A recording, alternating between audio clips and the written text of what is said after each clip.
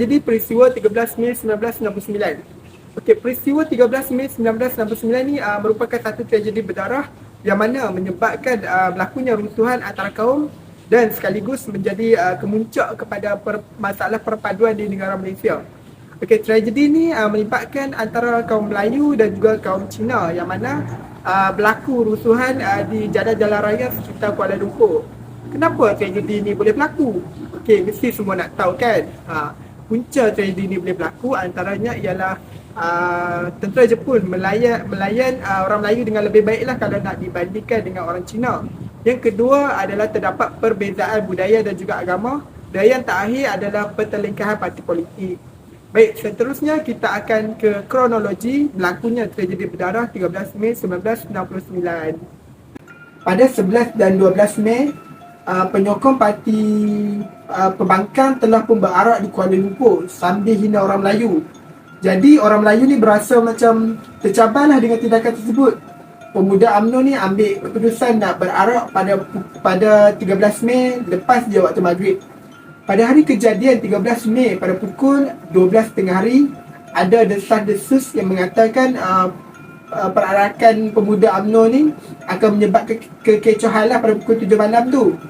Jadi pada 6 petang tu, ada sekumpulan pemuda Melayu ni dah pun mula bergerak menuju ke rumah Datuk Harun Idris yang merupakan Menteri Besar Selangor lah pada waktu tu.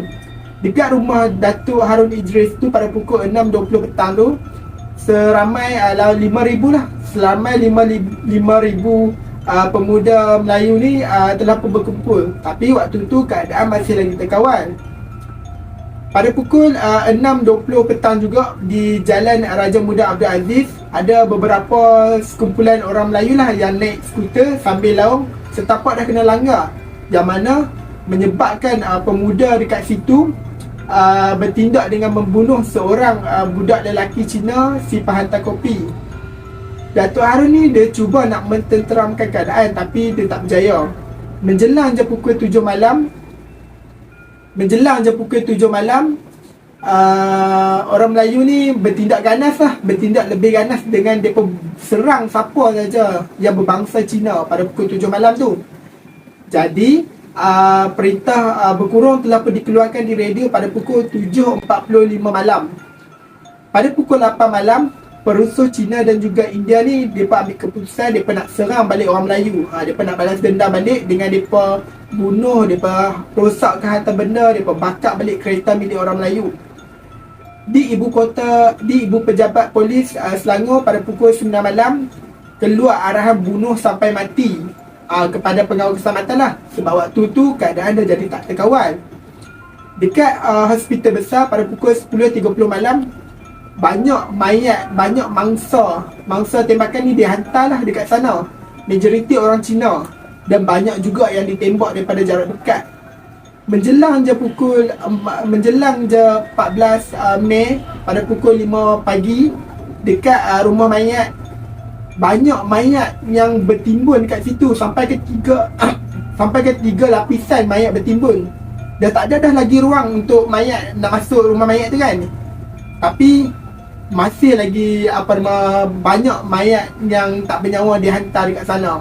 Jadi berdasarkan peristiwa tersebut, seramai 196 orang telah pun terkorban dan juga sebanyak 439 orang telah tercedera. Seterusnya kita akan lanjut ke faktor-faktor tercetusnya peristiwa tersebut. Faktor yang pertama adalah layanan berat sebelah oleh tentera Jepun. Dulu Jepun layan orang Cina ni dengan lebih teruk lah kalau nak dibandingkan dengan orang Melayu. Jadi secara tak langsung telah tersemai benih pemusuhan antara orang Melayu dan juga orang Cina. Faktor yang kedua adalah masalah ekonomi. Kegiatan ekonomi yang berbeza telah mewujudkan jurang pendapatan antara kaum dan timbulnya rasa tak puas hati antara satu sama lain. Akan tajuk menyatakan 3 kesan daripada peristiwa 13 Mei 1969. Kesan yang pertama adalah pengisytiharan darurat. Berikutan rusuhan yang berlaku pada 13 Mei sekitar Kuala Lumpur dan Selangor. Pada 16 Mei, darurat telah pun diisytiharkan oleh YDP, iaitu Yang di-Pertuan Agong. Dan berkuat kuasanya darurat ini, so tiada parlimen. So parlimen dibubarkan. Seterusnya negara diletakkan di bawah pemerintahan YDPA. Kesan kedua adalah Majlis Gerakan Negara iaitu Mageran. Pada 17 Mei 1969, Perdana Menteri iaitu Tun Abdul Razak Datuk Hussein sebagai pengarah Mageran. Tujuan Mageran ini diadakan ataupun ditubuhkan adalah untuk menangani isu pembinaan semula perpaduan masyarakat. Tugas utama adalah mengembalikan keamanan dan undang-undang. Yang ketiga adalah rukun negara. Wujudnya rukun negara ini adalah sebagai ideologi kebangsaan Malaysia. Rukun negara menjadi panduan bagi rakyat Malaysia bertindak dengan memberi penekanan kepada matlamat untuk mewujudkan satu masyarakat yang bersatu, demokratik, adil dan saintifik. Sekarang saya teruskan dengan nombor yang 3, iaitu 3 langkah menangani isu perpecahan kaum di Malaysia beserta contoh. Langkah yang pertama ialah institusi-institusi yang pendidikan perlu bertanggungjawab menerapkan semangat bersatu padu dalam kalangan pelajar berbidang kaum. Contohnya, guru-guru hendaklah membahagikan pelajar secara berkumpulan dalam melaksanakan projek-projek mereka. Contoh yang kedua ialah guru-guru juga haruslah membahagikan kedudukan pelajar dengan menggalakkan pelajar berkomunikasi dengan pelajar-pelajar yang berlainan kaum. Langkah yang kedua ialah masyarakat merayakan hari perayaan kaum lain di Malaysia bersama-sama. Contohnya memahami perayaan kaum lain masing-masing. Contoh yang kedua ialah membuat rumah terbuka semasa hari perayaan, macam contohnya hari Deepavali, hari Raya Haji, hari Tahun Baru Cina.